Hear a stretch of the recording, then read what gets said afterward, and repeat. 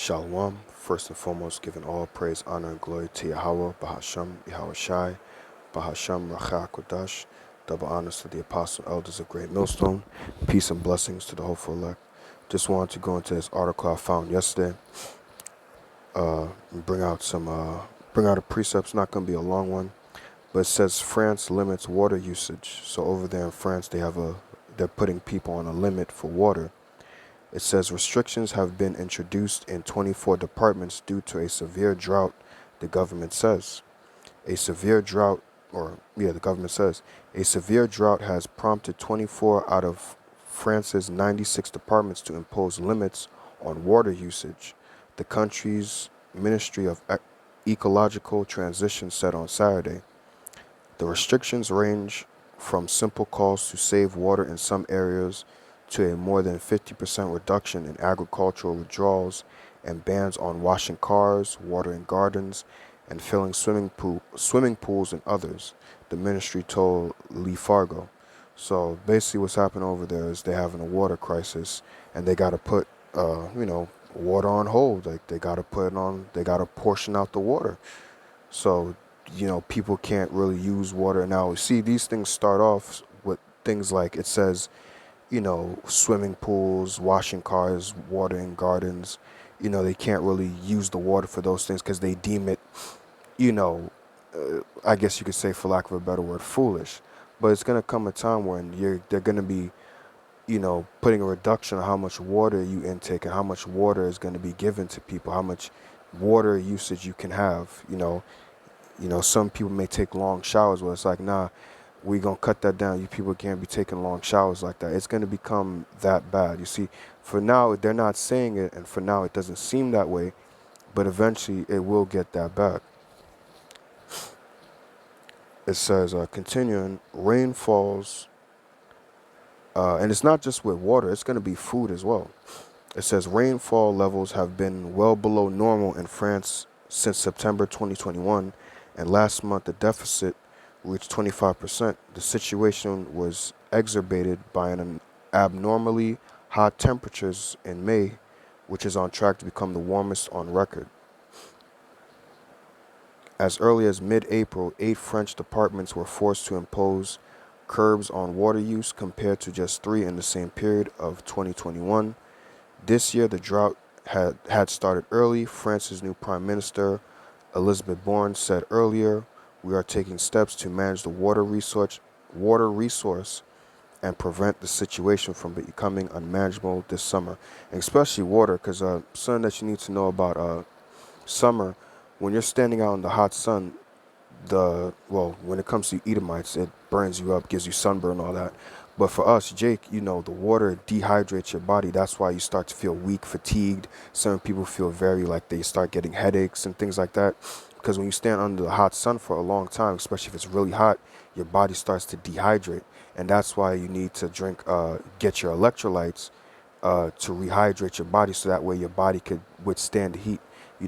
Eating watermelon is good for when your electrolytes are low, because electrolytes, have I remember reading up about it, has certain vitamins that help out the body and also dealing with the muscles. So when people want to go out in summertime and things like that, it's very hot, and then you're walking around, your body is using up energy, and then you're in the hot sun using up energy, and you're just drying out your body, and you're not refilling your body back up on electrolytes. That's why your body starts to feel fatigued and you feel tired, and you need to take a sit down, or you may need to go home and chill out and let your body re-energize itself, because your body is drying out of its of electrolytes. So that's why like watermelons is good for for electrolytes. When your electrolytes are low, get that watermelon in you, eat watermelon fruit, get that in you, and you're going to be good to go. It'll help cool you down and get those electrolytes in you so you'll be able to deal with the heat. And also watermelon seeds is good for cleaning out the insides of your bodies, whatever worms and things like that is inside in your insides and your stomachs and things like that. It's going to clean it out. It's going to flush you out. But just wanted to go into this. The spirit hit me because I was reading this in Ezekiel, because it's talking about the water, but we know there's going to be a shortage not just of water, but of food as well. Because, it starts off with this, oh, you can't use it to wash your cars, you can't use it for this, but eventually there's going to be a shortage of how much water you can take showers with, how much water you can drink. People don't think it'll get there, but it'll get there. Scriptures speak about a time like never before. So this is Ezekiel 4 and 10. Let me see. Yeah, I'll start at 10, yeah. And thy meat which thou shalt eat shall be by weight. 20 shekels a day from time to time shalt thou eat it. Verse 11, thou shalt drink water, Slakia, thou shalt drink also water by measure, the sixth part of an hin, from time to time shalt thou drink. So there's going to be portion, a measurement of how much people are going to eat and how much people are going to drink in the times that we're coming into. People are not going to be able to eat like how they eat in big portions and things like that. When it says you should eat your meat by weight, meaning what? A certain measurement. You're not going to eat to the full, like how you have a big plate of food, in front of you, and you're just eating just to eat, because some people just eat, or you're eating to satisfaction. No, the times that we're coming into, people are going to have to think because of inflation and things like that. And there's also a thing called shrinkflation, where you're buying products like in the grocery store, but they're giving you less of the product, so you're still paying the same price or a heightened price for the product in the grocery store, but they're giving you less of it. Let's say you go and you get one of those bundles that have, like, let's just say about 10 apples, right? And let's say for 10 apples in there, let's just say each apple is $1, right? So 10 apples, $10. But with the inflation, that price is also going up. So let's say it's $15, but because of shrinkflation, I believe it's called, you're going to get less apples. So now instead of 10, you might have 5 in there, and you're paying $15 for 5 apples, and that's going to cost you more. So now you're going to start to think like, damn, should I, you're going to have to start portioning your food. You're not going to always eat as much. You're going to save back. You're going to not, you're not going to eat as much as you used to. You're going to have to think now. People are going to have to think about how they're going to portion their food off to last, because there's not going to be an abundance of food like how there still is right now, even though things is dwindling down. But right now you're still able to get, food, whatever, somewhat normal, although the inflation is hitting, but, you know, things is somewhat normal for now. And same with the water, you know. So people are going to be drinking in measure, eating in measure. And we know about these people in the world that fasting is not something that they do. At least not most people don't fast. Because, for us in the spirit of Yahweh Bashim Ashah, since he's opened us up to our heritage and the customs of the ancient world, we've gotten into fasting. And yeah, when you fast for the first couple of hours a day, Satan will plague you and make you think, I got to eat and things like that. But after a while, you get used to it and you just fire it off, and you ask the Lord to, help you endure with fasting for whatever reasons you may be fasting, for health reasons or spiritual reasons, right? But these people in the world, all they do is constantly eat, eat, eat, eat, eat, eat, eat. They never stop. It's just always a go, go, go, go, eat. They eat morning, they eat lunch, they eat night. They eat constantly, man. Even snacks, and it's not healthy things. It's sweets and fatty foods, and we know our people like to eat the abominable foods: the shrimp, pork, crab, and lobster. So these people have what word can I use? Like, a need to feed just constantly, I got that from a zombie movie from Resident Evil. The need to feed was what the chick was breaking down on about what the zombies was doing. That's what our people have. They have like a need to feed demon on them. Like, I need to eat. I need to do this. And it's summertime, so you want to go out. People are not paying attention to the prophecy, so they're going to want to go out, do this and that. So they're going to want to eat, buy this, buy that. But with inflation causing the price of things to go up, you're going to have to think, I can't buy this thing. I might have to get me a smaller plate. But what? People always need to eat, eat, eat. So it's like, that's not going to satisfy you.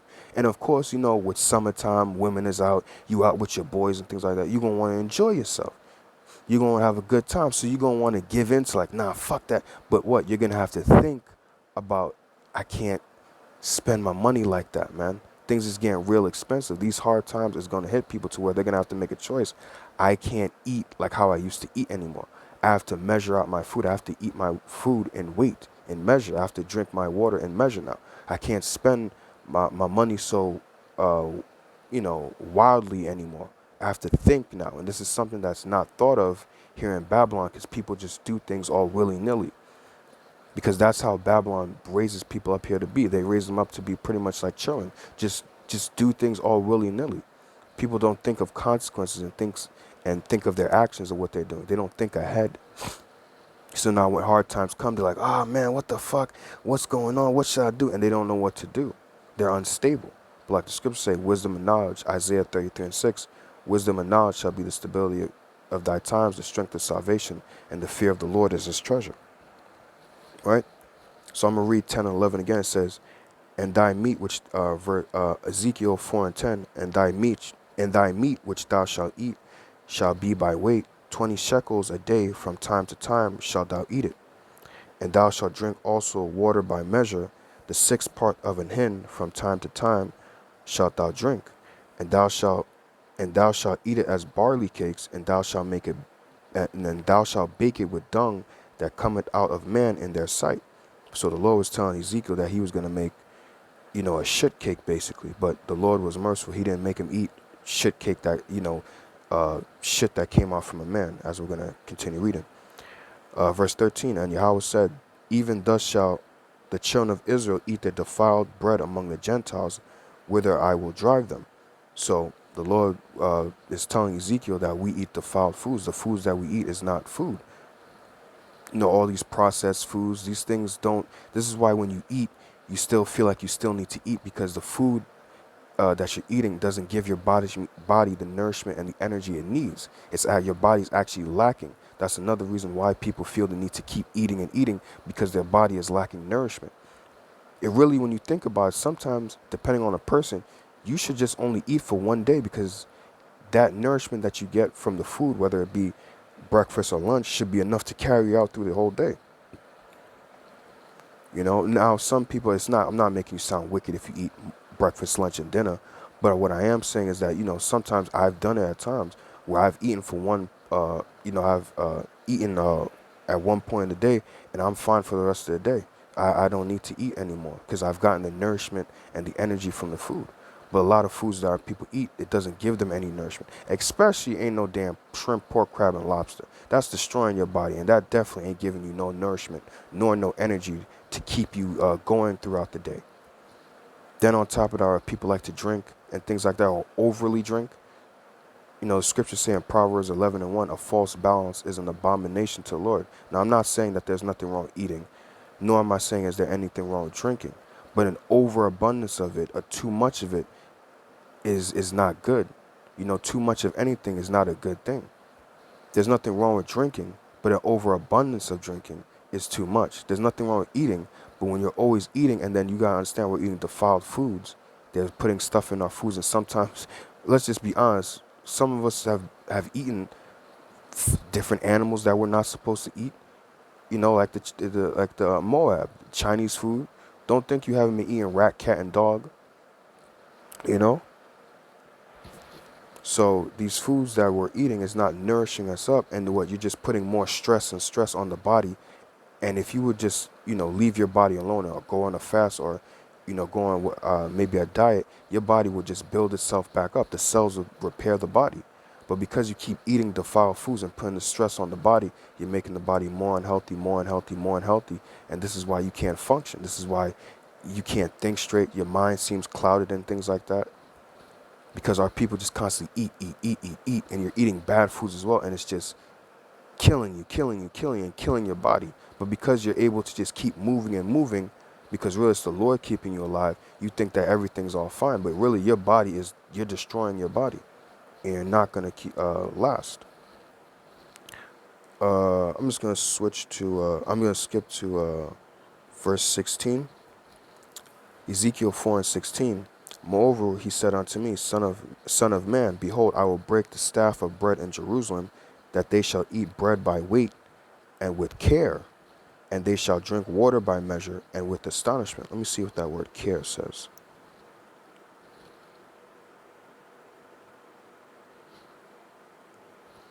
I believe the word is da'aga,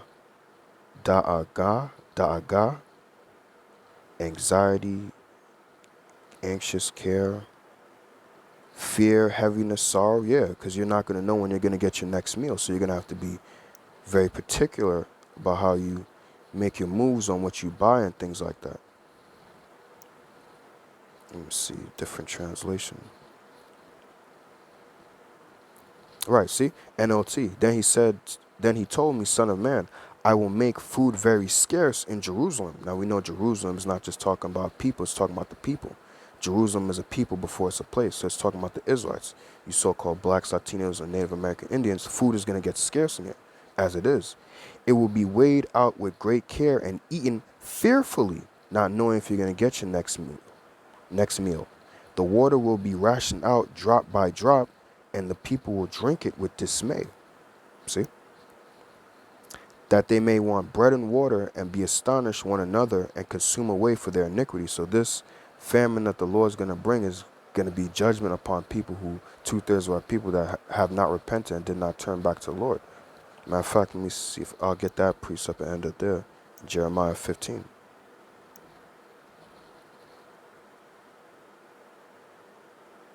I'll start at 1.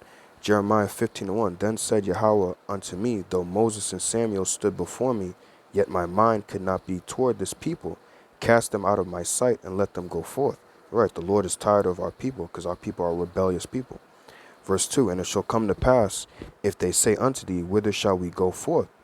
Then thou shalt tell them, thus saith Yahweh, such as are for death to death, and such as are for the sword to the sword, and such as are for the famine to the famine, and such as are for the captivity to the captivity. Verse 3. And I will appoint over them four kinds, Slakia, verse 3. And I will appoint over them 4 kinds, saith Yahweh, the sword to slay, and the dogs to tear, and the fowls of the heaven, and the beasts of the earth to devour and destroy. So what? The 4 sword judgments, man. It says what? Such are for death to death, for the sword and famine. The scriptures say it's better to die by the sword than famine, because famine, you just suffering, man. Just sitting there with no food, and your body will eat itself away, because when you don't eat for a period of time, your body eats up the fats and things that's in there. So your body's just going to eat itself to death. And especially when you know you haven't drank any water in a while, had any liquid in your throat, you know when your throat gets real dry and you get like that, I don't know, that weird feeling in your throat. It's just like, it's not, I can't really explain it, but it's just like that real dry throat. And that's how it's going to be, man. People are going to be looking like skeletons very soon.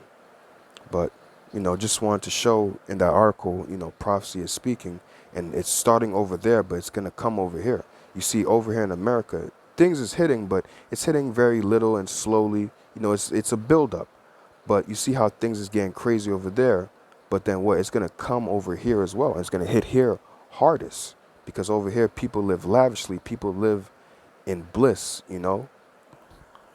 But pray that this video was edifying. I want to give all praise, honor, and glory as always to Yahweh, Bahasham, Yahweh Shai, Bahasham, Rachak, Wadash, Shalom.